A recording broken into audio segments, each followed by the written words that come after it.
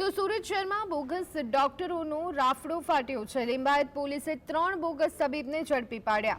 આ નકલી તબીબો ડોક્ટરનું નકલી સર્ટિફિકેટ મેળવી અને ડોક્ટર તરીકે ઓળખ આપી પેશન્ટની સારવાર કરતા હતા।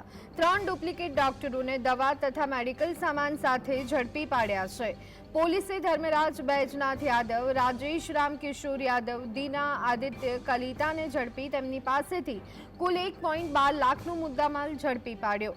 થોડા સમય પહેલા પાંડેસરા પોલીસે બોગસ ડોક્ટરનું કૌભાંડ ઝડપી પાડ્યું હતું। ત્યારબાદ શહેરના અલગ અલગ વિસ્તારમાંથી બોગસ તબીબો ઝડપાઈ રહ્યા છે।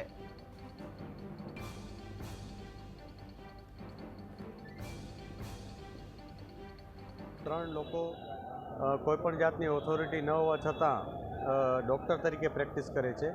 પોલીસે આરોગ્ય વિભાગની ટીમને સાથે રાખી અને રેડ કરી હતી કે જેમાં 3 ડૉક્ટરો પકડાયા હતા। આ 3માં એકનું નામ રાજેશ યાદવ, એક ધર્મેન્દ્ર યાદવ અને એક દીના આદિત્ય કલિતા કરીને છે। આ ત્રણેયની ધરપકડ પોલીસે કરી છે। તો આ સંદર્ભે વધુ વિગત મેળવી લઈએ। સંવાદદાતા સાહિસ અમારી સાથે જોડાઈ ગયા છે। સાહિસ, સુરતમાંથી બોગસ તબીબો ઝડપાઈ રહ્યા છે। વધુ 3 તબીબને લિંબાયત પોલીસે ઝડપી પાડ્યા। શું વિગતો?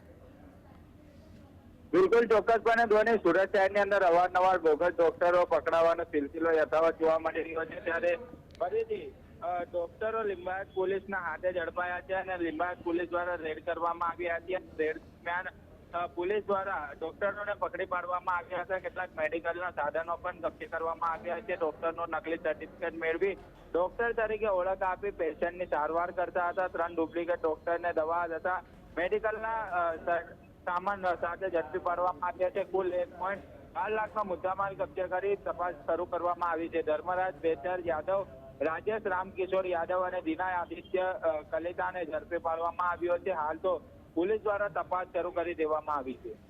જી આભાર સાહિસ, અમારી સાથે જોડાવા બદલ।